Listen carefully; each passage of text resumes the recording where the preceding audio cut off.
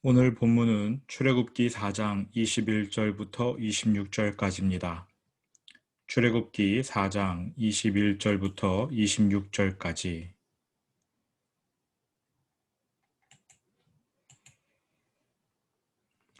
한 목소리로 합독하겠습니다. 여호와께서 모세에게 이르시되 내가 애굽으로 돌아가거든 내가 내 손에 준 이적을 바로 앞에서 다 행하라. 그러나 내가 그의 마음을 완악하게 한즉 그가 백성을 보내주지 아니하리니 너는 바로에게 이르기를 여호와의 말씀에 이스라엘은 내 아들 내 장자라. 내가 내게 이르기를 내 아들을 보내주어 나를 섬기게 하라 하여도 내가 보내주기를 거절하니 내가 내 아들 내 장자를 죽이리라 하셨다 하라 하시니라. 모세가 길을 가다가 숙소에 있을 때에 여호와께서 그를 만나사 그를 죽이려 하신지라. 십보라가 돌칼을 가져다가 그의 아들의 포피를 베어 그의 발에 갖다 대며 이르되 당신은 참으로 내게 피 남편이로다 하니 여호와께서 그를 놓아주시니라. 그때에 십보라가 피 남편이라 함은 할례 때문이었더라. 불붙은 떨기나무에서 하나님과 모세의 대화는 끝납니다. 결국은 모세의 순종, 즉 하나님의 승리로 끝나지요. 이후 모세는 장인 이드로를 찾아가 형제들을 살펴보려 한다고 말합니다. 하나님과의 대화 내용을 전부 다 말하지는 않았습니다. 그저 형제들을 만나러 가겠다고 말할 뿐 이스라엘을 이끌고 애굽에서 나오기 위해 가야 한다는 내용은 말하지 않았습니다.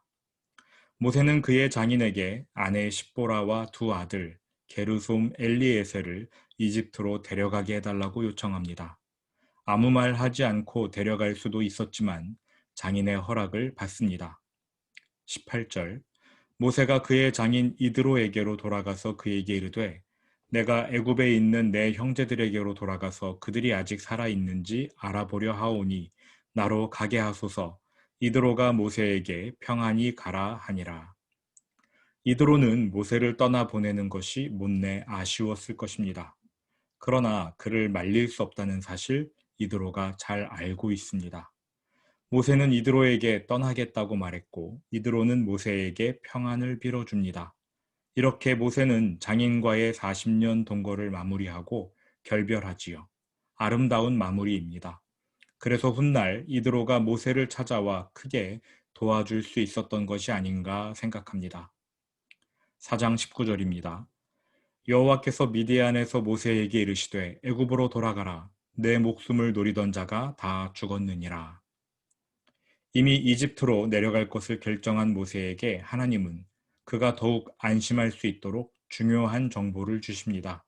내 목숨을 노리던 자가 다 죽었느니라. 그러니까 안심하고 이집트로 내려가라. 이러한 말씀이지요. 20절입니다. 모세가 그의 아내와 아들들을 나귀에 태우고 애굽으로 돌아가는데 모세가 하나님의 지팡이를 손에 잡았더라. 40년 전 애굽을 떠났을 땐 이집트의 왕자였고 동시에 살인자 신분이었습니다. 그런데 지금 다시 이집트로 돌아가는 모세의 신분이 바뀌었지요. 그는 하나님의 사람으로서 하나님의 능력을 행할 하나님의 종으로서 이집트에 내려가고 있습니다. 모세가 하나님의 지팡이를 손에 잡았더라. 21절부터 23절까지 하나님께서 앞으로 이집트에서 일어날 일들을 말씀해 주십니다. 여호와께서 모세에게 이르시되 내가 애굽으로 돌아가거든 내가 내 손에 준 이적을 바로 앞에서 다 행하라. 그러나 내가 그의 마음을 완악하게 한즉 그가 백성을 보내주지 아니하리니 너는 바로에게 이르기를 여호와의 말씀에 이스라엘은 내 아들 내 장자라. 내가 내게 이르기를 내 아들을 보내주어 나를 섬기게 하라 하여도 내가 보내주기를 거절하니 내가 내 아들 내 장자를 죽이리라 하셨다 하라 하시니라. 전에도 이와 동일한 내용을 말씀해 주셨습니다.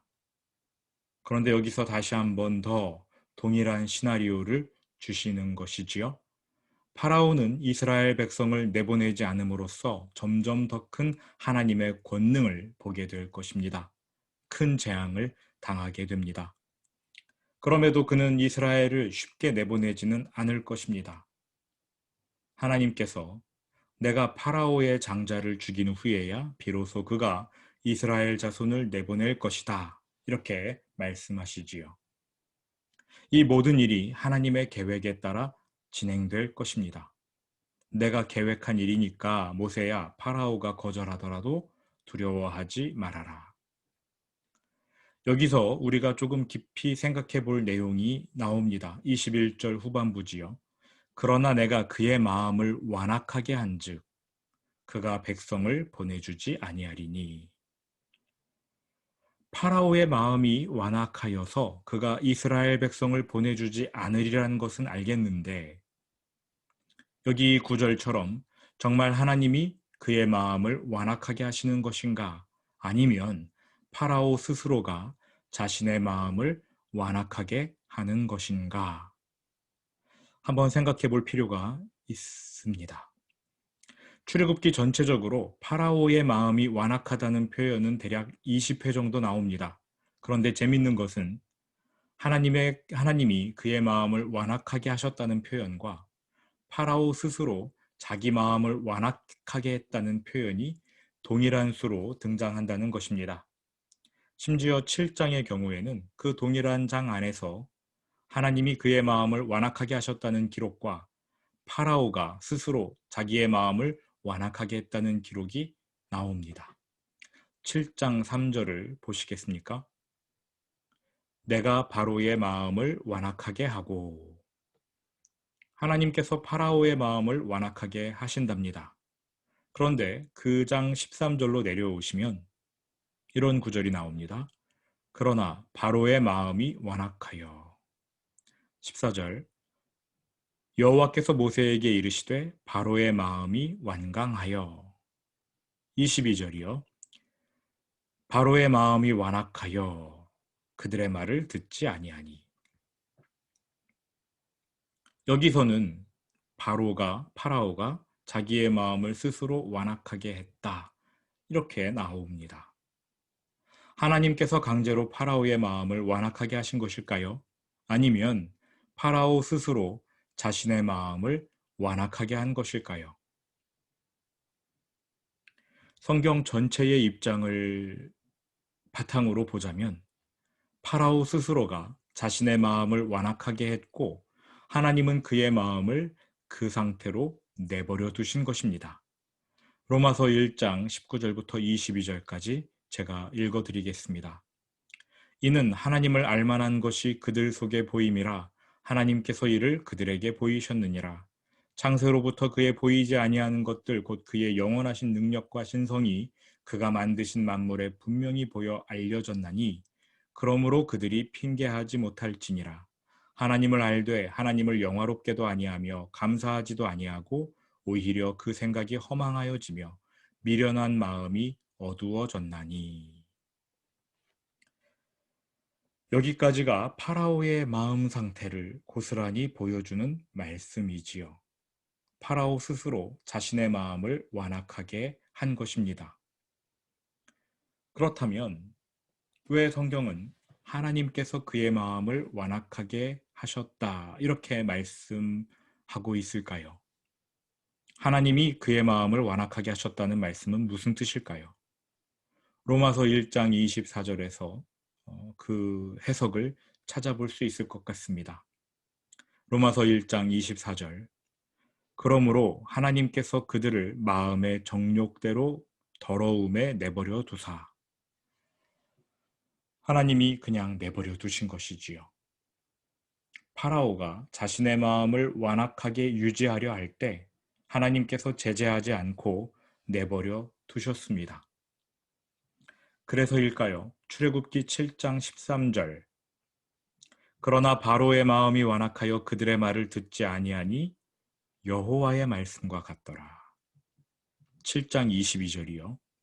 애굽 요술사들도 자기들의 요술로 그와 같이 행함으로 바로의 마음이 완악하여 그들의 말을 듣지 아니하니 여호와의 말씀과 같더라. 8장 15절로 넘어가실까요? 그러나 바로가 숨을 쉴 수 있게 됨을 보았을 때에 그의 마음이 완강하여 그들의 말을 듣지 아니하였으니 여호와께서 말씀하신 것과 같더라. 19절이요. 요술사가 바로에게 말하되 이는 하나님의 권능이니이다 하였으나 바로의 마음이 완악하게 되어 그들의 말을 듣지 아니하였으니 여호와의 말씀과 같더라. 9장 35절. 바로의 마음이 완악하여 이스라엘 자손을 내보내지 아니하였으니 여호와께서 모세에게 말씀하심과 같더라. 지금 제가 파라오의 마음이 완악했다는 구절을 쭉 읽어드렸습니다. 그런데 매번 그런 것은 아니지만 파라오의 마음이 완악했다라는 구절 뒤에 대부분의 경우 여호와의 말씀과 같더라 이러한 표현이 붙어요. 파라오의 마음이 완악해지는 것을 하나님이 이미 알고 계셨다는 뜻이지요. 그런데 하나님이 내버려 두셨습니다.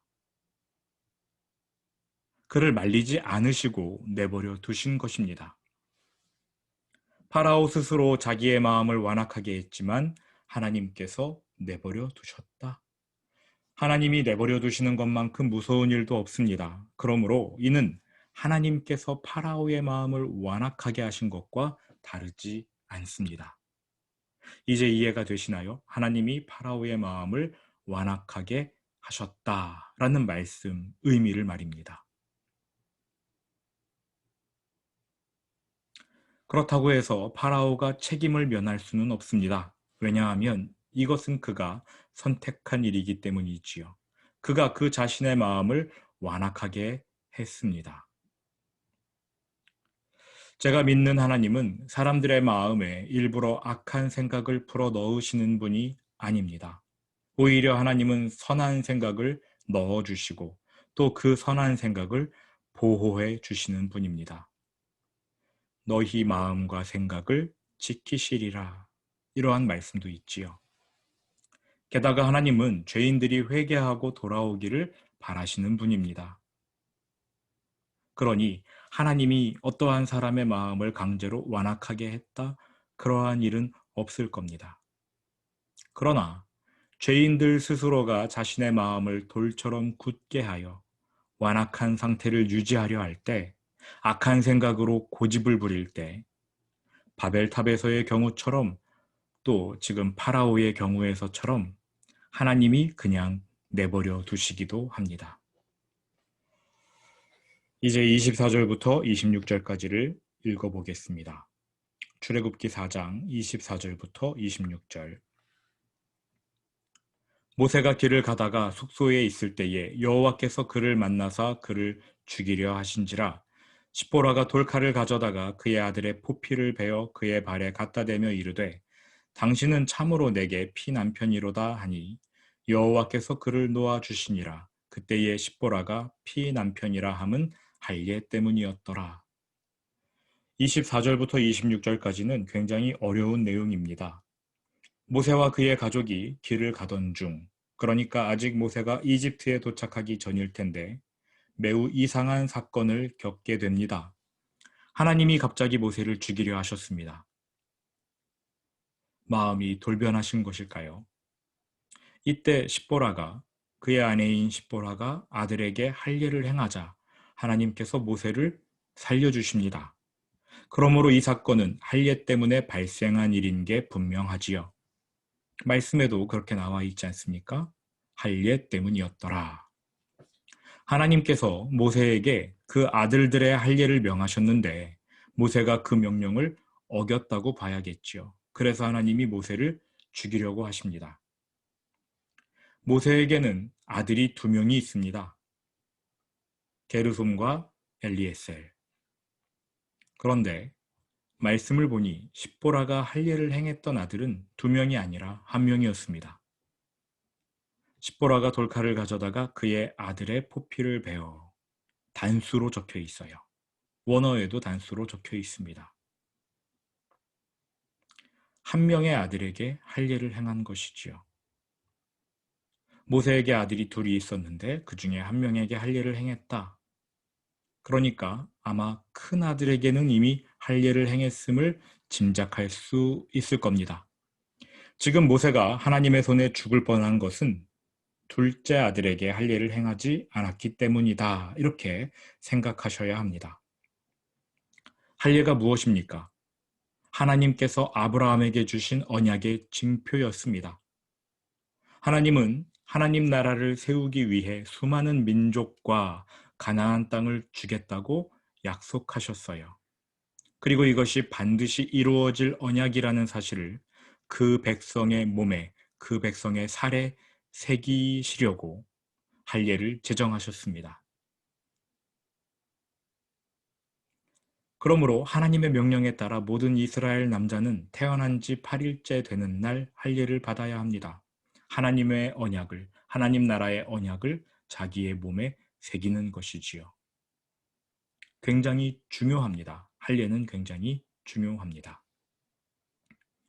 잠깐 여호수아 5장으로 넘어가 보시지요. 여호수아 5장 4절 5절. 여호수아가 할례를 시행한 까닭은 이것이니 애굽에서 나온 모든 백성 중 남자 곧 모든 군사는 애굽에서 나온 후 광야길에서 죽었는데 그 나온 백성은 다 할례를 받았으나 다만 애굽에서 나온 후 광야길에서 난 자는 할례를 받지 못하였음이라. 지금 여호수아가 이스라엘을 이끌고 가나안 땅으로 들어가려고 하고 있습니다. 그런데 그 전에 가나안 땅에 들어가기 전에 멈춰요. 하나님께서 여호수아에게 할례를 행하라고 명령하십니다.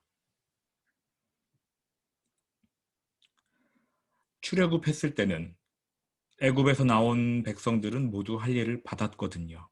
다만 광야 생활 40년 기간 중에 광야에서 태어났던 2세대들이 할례를 받지 못했어요. 그래서 그들이 가나안으로 들어가기 전에 하나님께서 할례부터 행하게 하시는 것이지요.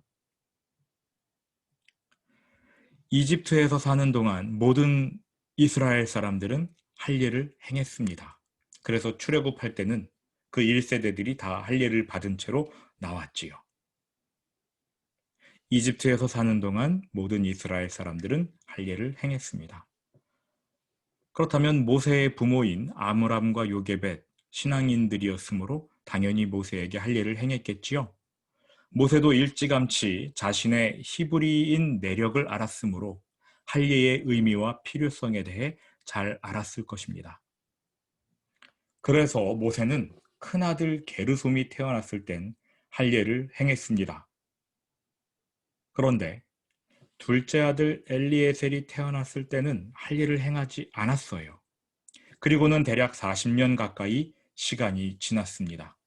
할례가 이토록 중요한 의미를 담고 있는데 하나님의 언약을 내포하는 의식인데 이처럼 중요한 할례를 왜 둘째 아들에게는 행하지 않았을까요? 다시 출애굽기 4장 25절입니다. 십보라가 돌칼을 가져다가 그의 아들의 포피를 베어 그의 발에 갖다 대며 이르되 당신은 참으로 내게 피남편이로다 하니.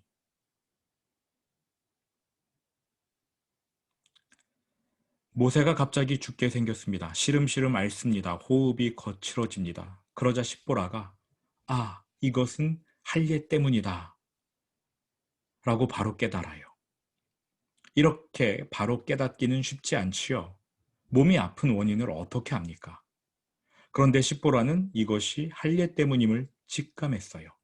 그리고는 얼른 돌칼을 가져다가 둘째 아들, 아마 대략 35세가 훌쩍 넘었을 것입니다. 그 아들의 성기를 꺼내어 앞부분 살을 잘라냅니다. 십보라가 화가 났는지 그 살점을 모세에게 던지면서 아주 기분 나쁘다는 듯 당신은 참으로 내게 피남편이로다 이렇게 말합니다. 내가 내 아들의 피를 흘려서까지 남편의 목숨을 구해야 하다니 참 너는 내가 내 아들의 피로 산 남편이구나 이렇게 말한 것입니다. 독서를 퍼부은 거예요. 이러한 사실을 바탕으로 생각해보면 십보라가 둘째 아들의 할례를 계속 반대해 왔던 것 같습니다. 그러다가 하나님이 모세를 죽이려고 하시자 이거 할례 때문이구나를 깨닫고 얼른 할례를 행합니다.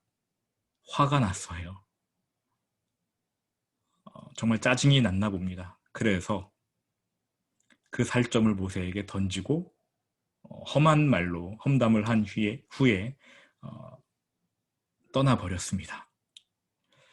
십보라는 이방인이기 때문에 할례의 의미 잘 알지 못하겠지요. 또 모세가 제대로 설명해 준 것 같지도 않습니다. 그러니까 할례가 중요하다는 사실 십보라는 알 턱이 없습니다. 그런데 태어난 지 8일밖에 안 된 첫째 아들, 그 갓난아기에게 칼을 대는 것을 보며 기겁했을 겁니다. 그래서 둘째 아들에겐 절대 칼을 대지 못하도록 십보라가 뜯어 말렸겠지요. 그렇게 40년 가까이 지나도록 모세는 하나님의 명령보다는 아내의 명령에 굴복하며 둘째 아들에게는 할례를 행할 엄두조차 못 냈을 것 같아요. 모세의 성격상. 이번에는 하나님이 십보라에게 경고하시는 것 같습니다. 모세를 죽이려 하신 것입니다. 십보라는 남편이 죽어가는 것을 보면서 머리 끝까지 치밀어 오르는 화를 꾹 참고 돌칼을 들어 둘째 아들에게 할례를 행합니다. 그리고는 그 살점을 모세의 발에 집어 던졌어요. 그제야 하나님이 모세를 놓아주십니다. 십보라가 말하기를 그렇게 아들의 피를 흘려야 했느냐? 그래야만 내 남편이 살 수 있느냐? 너는 내게 정말 피남편이구나. 화를 누르긴 했는데 여전히 화가 났나 봐요. 그래서 십보라는 두 아들을 데리고 친정으로 가버립니다. 이집트로 가는 길에 이러한 일을 당한 후에 십보라가 두 아들을 데리고 친정으로 돌아가요. 이집트에는 누가 가느냐? 모세 혼자 갑니다. 나중에 이스라엘 백성들을 이끌고 광야로 나왔을 때 그의 장인 이드로가 모세를 마중 나오는데요. 십보라와 두 아들을 데리고 나옵니다. 출애굽기 18장 2절 3절입니다. 제가 읽어드릴게요. 모세의 장인 이드로가 모세가 돌려보냈던 그의 아내 십보라와 그의 두 아들을 데리고 왔으니. 모세가 돌려보냈다고 하네요. 모세가 돌려보냈겠습니까? 십보라가 자기 성질 못 이겨서 친정으로 가버린 거지요. 모세는 이스라엘의 영적 리더로서 그 백성을 만나고 또 파라오와 만나서 하나님의 뜻을 행해야 했습니다. 그런데 이를 행하기 전에 자기 가족부터 하나님 말씀 위에 세워야 했습니다. 아내가 하나님의 뜻에 반대할 때 모세는 주도권을 갖고 하나님 말씀을 따르기로 선택해야 했습니다. 생각해 보십시오. 지금 모세는 이스라엘 백성에게 나아가 하나님의 뜻을 전해야 합니다. 또 그 뜻대로 행할 것을 명령해야 합니다. 그런데 모세가 지금 하나님의 뜻을 따르고 있지 않습니다. 할례를 행하지 않았어요. 그 중요한 할례를 말입니다. 그러니 어떻게 되겠습니까? 하나님은 질서의 하나님이십니다. 지도자인 모세에게 먼저 말씀대로 살 것을 명령하십니다. 하나님이 모세를 죽이려 하셨어요. 굉장히 무서운 말씀입니다. 만일 십보라가 할례를 행하지 않았다면 모세는 하나님 손에 죽었을지도 모릅니다. 모세가 그렇게 중요한 사람인데 하나님이 죽이셨을까요? 하나님은 모세보다 더 중요하게 여기시는 게 있습니다. 언약이지요. 말씀. 그 말씀을 위해서라도 모세를 희생시키셨을지 모릅니다. 감사하게도 십보라가 할례를 행했습니다. 순종, 억지로 하긴 했지만 말이지요. 모세가 생명을 부지할 수 있었습니다. 묵상 포인트입니다. 하나님은 중요한 일을 하기 전에 먼저 질서부터 세우십니다. 우리가 하나님의 뜻대로 행하고 또 그 뜻대로 순종할 때 우리를 통해 놀라운 일을 행하시는 것이지요. 이러한 사실들을 묵상하시면서 오늘 하루 보내시기를 주님의 이름으로 축원드립니다. 기도하겠습니다.